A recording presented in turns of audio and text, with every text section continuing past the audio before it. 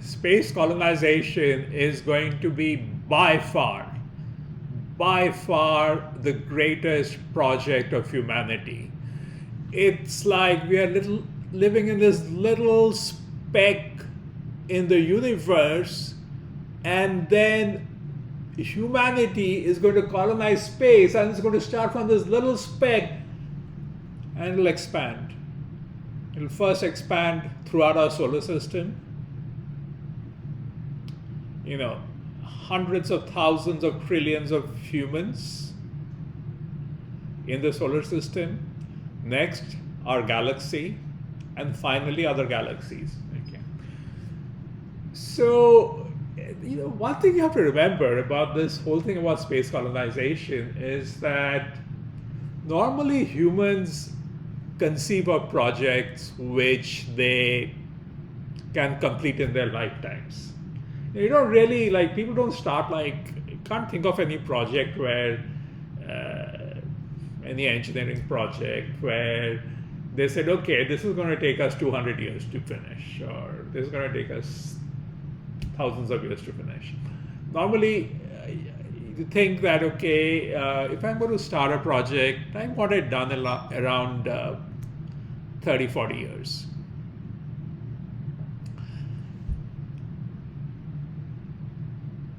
Now, space colonization is not going to happen in 30, 40 years. It's going to take a lot longer.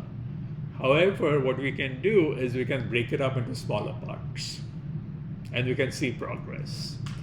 So let us look at where we are with this space colonization. Now, there are two aspects of space colonization. One is, social, psychological, the very desire to colonize space, and that is discussed in the first part of the book.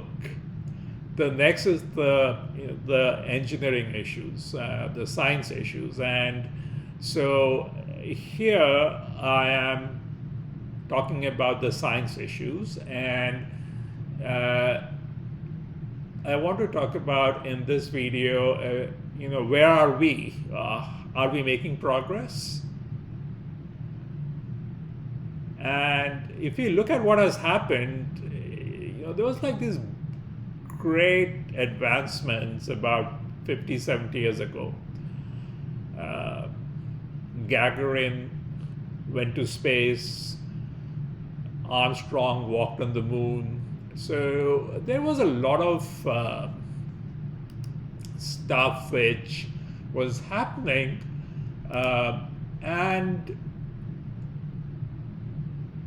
but since then, not much has really happened. I mean, you kind of look like what have we done? And there's a lot of money being spent. If you look at the budgets of all the space agencies around the world over the last 50 years, it's over $1 trillion. Right? And what have we got in return? Well, there have been some kind of the space shuttle was quite exciting. And it's almost 50 years since that happened, because it was the first reusable spacecraft, right? Then there was an International Space Station, which is also quite exciting because people were just living there. And then we had, the Viking, and from the Mariner, Mangalyaan, Hope, Tianwen, and there are numerous missions to asteroids and dwarf planets. And in the recent times, the one big advancement really has been reusable space rockets. And this is very significant because it's the obvious thing to do. If you really want to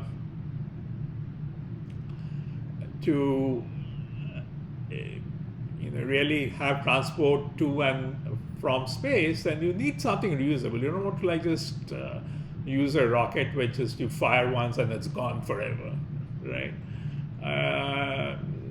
And so this has been done by SpaceX, so that's a big advance. But however, if you are talking about how closer are we to the big prize? And the big prize is human space colonization. How close are we to the big prize? I won't say that the last 50 years we've made really much progress.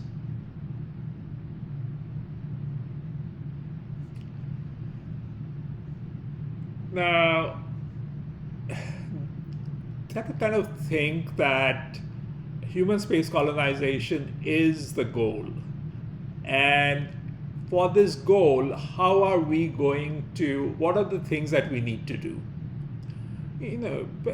Things like sending a spacecraft outside the solar system, they're significant. I mean, the reusable rockets are, that's a real advancement. Even when it comes to colonizing space, that's a real advancement. And however, what we should do is that we need to understand what the goal is and what are the steps which are going to get us there. And the goal is really the construction of space habitations. So what is required for this goal? Well, the first will be technology for acquisition of raw materials in space. We need to develop the science and the equipment for that. Technology for self-replicating manufacturing units in space, because if you want exponential growth, you don't want to ship everything from Earth. You want to have the manufacturing units in space which can produce more manufacturing units, which can produce the things that you require. So we need some sort of self-replication so that we can have exponential growth. So we need to develop the technology for that. And of course, the design of a space habitation, which includes a complete closed ecosystem capable of supporting human life.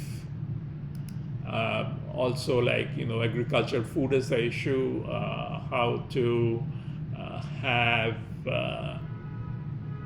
food developed for, how to have develop plants which will survive in space and provide us food. So these are the three directions in which our investment in space should be focused. Because these are the starting steps for human space colonization, which is mankind's big goal. Mankind is right now this tiny speck. It's this tiny speck in this vast universe. And someday, mankind is going to, from this tiny speck, it's going to get a little bigger. It's going to colonize our solar system, and then it'll colonize our galaxy and then other galaxies. And why is that the goal? Because the idea of comprehensive utilitarianism is that every little baby that comes into this world has a happy life and then becomes an adult who does things which are satisfying for adults is a net positive. And it is our duty to make it possible for more babies, happy babies, to be there in the future, and more satisfied and adults who have a sense of achievement and who have good lives. That is what we should aim for. Right? We are past the point where we have to worry about whether we have enough food to eat and shelter, and we've also done a lot of advancement in health. Life expectancy has been increasing. So then what is the next thing that humans should achieve? It is to go from this little speck, which is the Earth, to the solar system, to our galaxy, and then other galaxies. And for that, this is where we should be investing our money, the money that we invest in space. So that was like the technological aspect. And instead of unsynchronized investment of resources, space programs should work together to achieve the above goals by following a coherent and comprehensive plan. The big prize remains human space colonization, which requires building space habitations. So besides the technological issues, like, we also have to understand why we want to go to space, why do we want to colonize space. So we have to understand the morality of it, and that requires us to value future humans and the resources that we will provide them. So we'll provide them more resources by colonizing space.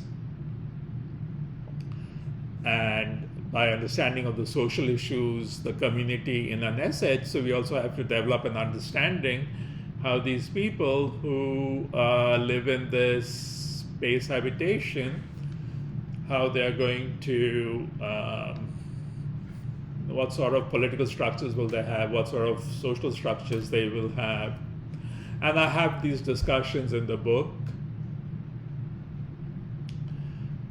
So the book is comprehensive. It doesn't just focus on one area and leaves the other areas for others to figure out. It is comprehensive.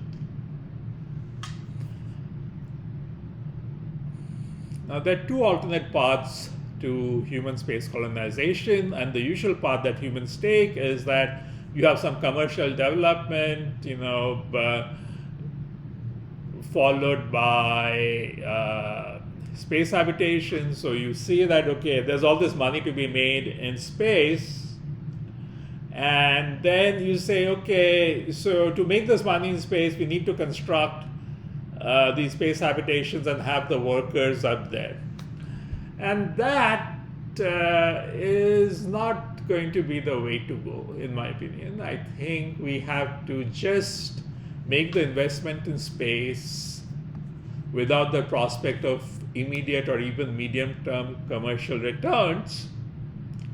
And why would we do that if there are no commercial returns? Well, because we would be doing our duty to future humanity and for the success of the Grand Procolpo, which is really the preservation of the enlightened culture and leaving maximum resources for future generations by the colonization of space.